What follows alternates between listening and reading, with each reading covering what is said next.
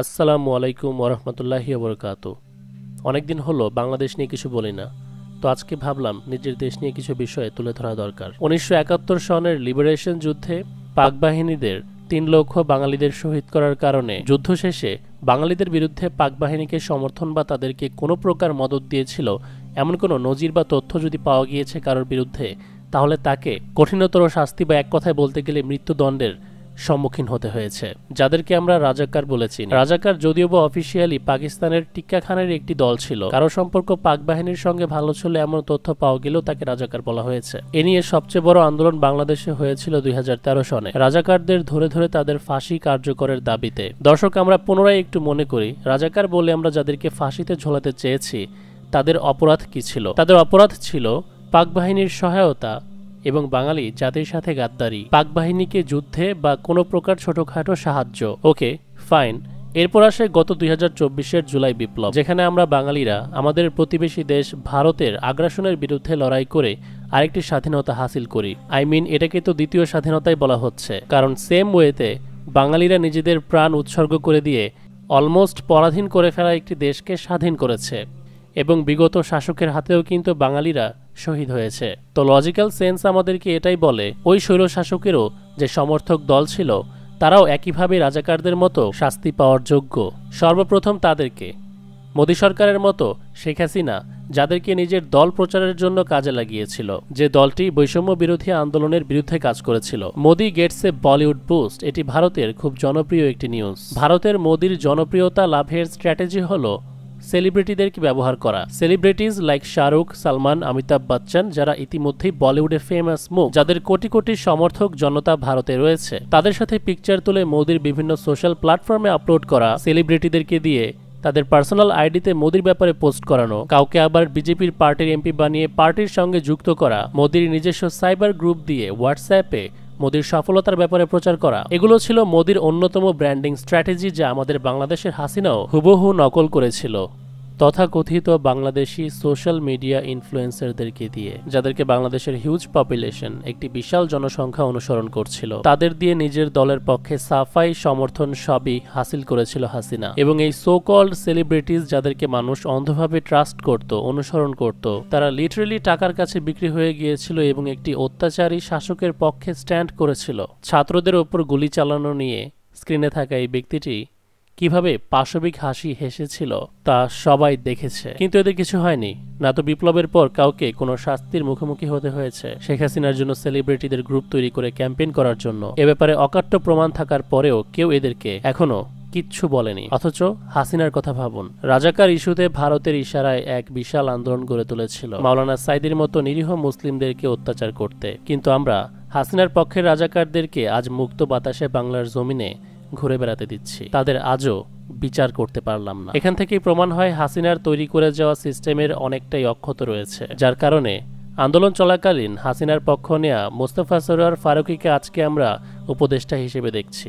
সে একজন ভারতীয় এজেন্ট এবং মুসলমানের শত্রু হওয়ার কারণে যখন গোটা বাঙালি জাতি তাকে উপদেষ্টার আসনে দেখতে চায় না, এমনকি কিছুদিন আগে সমন্বয়কদের উপর সাইবার হামলাও হয়েছিল তার কারণে, তার অপসারণের জন্য, কিন্তু তবুও যেন কোনো এক অজানা শক্তি তাকে তার আসনে শক্ত করে ধরে রেখেছে। এবং আমি বলবো দর্শক, এটা মোটেও নর্মাল বিষয় না। একইভাবে বাংলাদেশের আর্মি জেনারেল ওয়াকারুজ্জামান, যার প্রতিনিয়ত ভারতীয় সামরিক ব্যক্তিত্বদের সাথে ওঠা বসা রয়েছে, না তো তাকে তার অবস্থান থেকে সরানো গিয়েছে, না তো এই নাইস অ্যান্ড অ্যাট্রাকটিভ প্রেসিডেন্ট চুপ্পুকে। একইভাবে হাসিনার দালাল সিম কোম্পানি, যারা গভর্নমেন্ট ইনফো দেওয়ার নামে একের পর এক হাসিনার প্রশংসা এবং উন্নয়নমূলক SMS করে মানুষের ফোনে স্প্যাম করেছে। কোনো সিম কোম্পানির সাথে সাধারণ জনতার ডিল থাকে শুধুমাত্র সার্ভিস রিলেটেড, সেজন্য তাদের সার্ভিস রিলেটেড কি কি অফার, কি কি প্যাকেজেস আমার জন্য রয়েছে, যেমন কত টাকায় কত MB, কত মিনিট, সে ব্যাপারে আমার ব্যক্তিগত ফোনে সে SMS করতেই পারে। কিন্তু আমি যদি চাই, তাদের এই SMS বন্ধ করারও ক্ষমতা গ্রাহক হিসেবে আমার রয়েছে। সেক্ষেত্রে কোনো পলিটিক্যাল পার্টির ব্র্যান্ডিং করা বা তাদের অ্যাডভার্টাইজ করার জন্য আমার ব্যক্তিগত ফোনে SMS পাঠানোটা সম্পূর্ণভাবে অপ্রাসঙ্গিক। মোদি যেভাবে হোয়াটসঅ্যাপ ক্রু দিয়ে নিজের প্রচারণা চালিয়েছিল, হাসিনাও ঠিক একইভাবে মানুষের সিম কার্ড ইউজ করে প্রতিবার ইলেকশনের সময় নিজের পার্টির ব্র্যান্ডিং করেছে। এই রাজাকার কোম্পানিগুলোর কি হবে? এবং তাদের মেয়াদ নিয়ে যে সমস্যা রয়েছে, টাকা রিচার্জের পর 2 দিন পর পর টাকার মেয়াদ শেষ হয়ে যায়, সেটির এখনো পর্যন্ত কোনো সমাধান দিতে পারেনি তারা।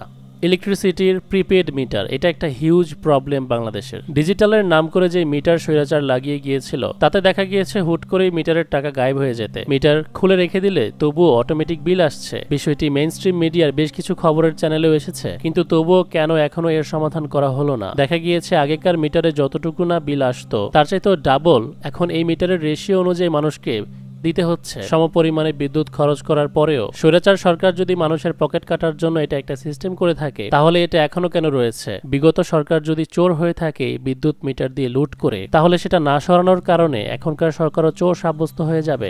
আসল কথা কি, বাঙালি তো একবার খাওয়ার রাস্তা পেলে সহজে হাতছাড়া করতে চায় না। অন্যদিকে এই ডিজিটাল মিটার আনার কারণে অনেক বাঙালি ভোগান্তিতেও পড়েছে। নাম দিয়েছে ডিজিটাল, অথচ নাম্বার চাপতে চাপতে মানুষ টালমাটাল হয়ে যায়। একে তো বাঙালি ডিজিটাল ফিজিটাল কম বুঝে, তাই সেই সুযোগ কাজে লাগিয়ে চুরির মেশিন প্রত্যেকের ঘরে বসিয়ে দিয়েছে।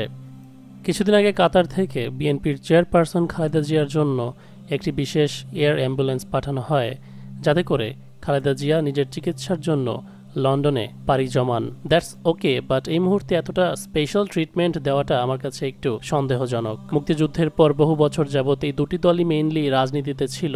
মানুষ এই দুটি অপশনই বেশিরভাগ বাছাই করেছে, আওয়ামী লীগ বা বাংলাদেশ ন্যাশনালিস্ট পার্টি। এই দুটি দলের একটি নকআউট হওয়ার পর সবচেয়ে বেশি চান্স বাংলাদেশে পরবর্তীতে ক্ষমতায় আসার রয়েছে বিএনপির। পশ্চিমা বিশ্ব কি এটিকে একটি অপরচুনিটি বা বড় সুযোগ হিসেবে দেখছে বাংলাদেশে আরেকটি পাপেট সরকার তৈরি করার? ইউকে আমেরিকা কিন্তু এমনিতেও একটি জোট, এবং আমরা কিন্তু সতর্ক আমাদের ইন্টারিম গভর্নমেন্টের প্রধান উপদেষ্টাকে নিয়ে। আমরা বারংবারই বলে আসছি দিল্লির হাত থেকে বেঁচে এসেছে, কিন্তু ওয়াশিংটনের কোলে গিয়ে পড়তে নয়। তো এটা ওরা ভালো করে বুঝতে পারছে।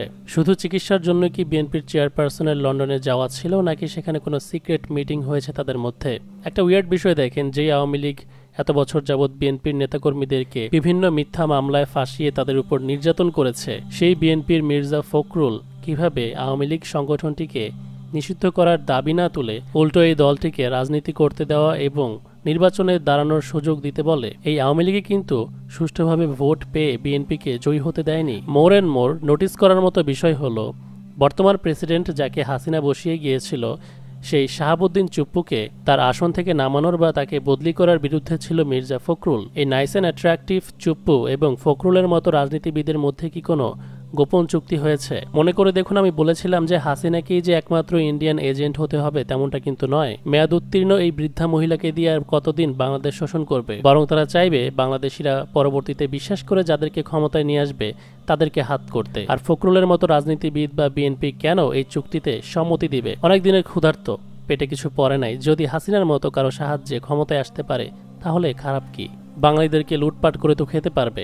যাদের নির্দিষ্ট নীতিনৈতিকতা নেই, বাউন্ডারি নেই, তাদের জন্য নিজেদেরকে এইভাবে কারো কাছে সমর্পণ করে দেওয়া খুব কঠিন বা কষ্টের কিছু নয়। বাঙালি তো টাকার জন্য ইমান বিক্রি করে দেয়, নিজের সততা বিক্রি করে দেয়, এ আর এমন কি? ভারত এবং বিএনপির জন্য সবচেয়ে বড় আতঙ্কের এই মুহূর্তে হলেন এই ব্যক্তি। যেমন আগে ছিলেন সাইদি সাহেব, যাকে শাহবাগীদেরকে দিয়ে রুখে দিয়েছিল। এই মানুষটির জনপ্রিয়তা দেখে ভারত এবং বিএনপি উভয়ে আতঙ্কে আছে, কারণ ওরা পেপসি সিঙ্গারা দিয়ে মানুষ যতটা না গ্যাদার করতে পারবে, তার চেয়ে অধিক মানুষ এমনিতেই আজহারি সাহেবের পেছনে চলে আসবে। যদি আজহারি সাহেব কোনো রাজনৈতিক ব্যক্তিত্বের সাথে এক হয়ে একটি জোট তৈরি করেন, তাহলে কি হবে আপনারা ভাবতেই পারছেন। আর মূল বিষয় হচ্ছে, বাংলাদেশ ও ভারতের দ্বন্দ্ব রাজনৈতিকের চেয়েও বেশি ধর্মীয়। সেজন্য এই দেশের কোনো মুসলমান আলেম পপুলার হয়ে গেলে তাকে যে কোনো উপায়ে ভারত রুখে দেওয়ার চেষ্টা করে তাদের এজেন্টদের দ্বারা। এই উপলব্ধিটাই কিন্তু আপনাকে পরবর্তী বাংলাদেশের লিডার বা সরকার বাছাই করতে সাহায্য করবে। আপনি বুঝতে পারবেন যে কাকে প্রতিনিধি হিসেবে আনতে হবে।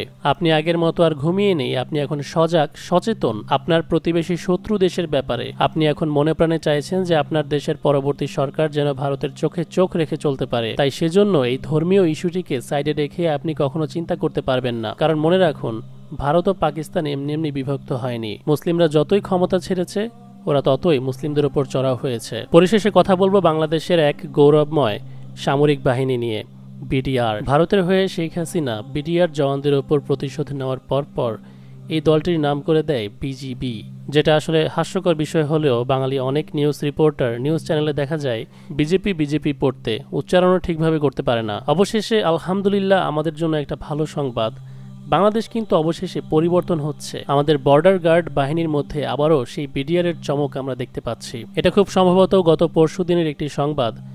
ভারতের বিএসএফ বাংলাদেশের কোনো এক কৃষককে ধরে নিয়ে গেলে উল্টো আমাদের বর্ডার গার্ড বাহিনী ভারতের এক কৃষককে তুলে নিয়ে আসে, যার ফলে ওরা বাধ্য হয় আমাদের সেই কৃষককে ছেড়ে দিতে। এরকম বর্ডার গার্ড বাহিনী তো আমরা চেয়েছিলাম। So congratulations. এবং আমি মনে করি হাসিনার দেওয়া এই নামটি পরিবর্তন করে পুনরায় বিডিআর রাখলেই ভালো হবে। এটা ভারতের জন্য আতঙ্কজনক একটি শব্দ, বিডিআর, যেটা শুনলে ওদের রোমারির ঘটনা মনে পড়ে যায়। সামরিক বাহিনীর মধ্যে ভারত বিদ্বেষী এবং প্রতিবাদী হয়ে ওঠার বিষয়টি আমাদের বাঙালিদের জন্য একটি পজিটিভ সাইন। সো এই ছিল কিছু বিষয় আমাদের বাংলাদেশ নিয়ে। আজকের মতো আমি কিবরিয়া এখানেই সাইন আউট করছি। আসসালামু আলাইকুম রহমতুল্লাহি ওবরকাতুহু। ভিডিওটি ভালো লাগলে অবশ্যই লাইক করতে ভুলবেন না। সিক্রেটরি বিল্ডের অফিসিয়াল মার্চেন্ডাইজ কিনতে ফেসবুকে SR ফ্যাশন ওয়্যার নামক পেজে চলে যান। সেখানে গিয়ে নক করলেই আমাদের প্রোডাক্ট খুব সহজেই কিনতে পারবেন।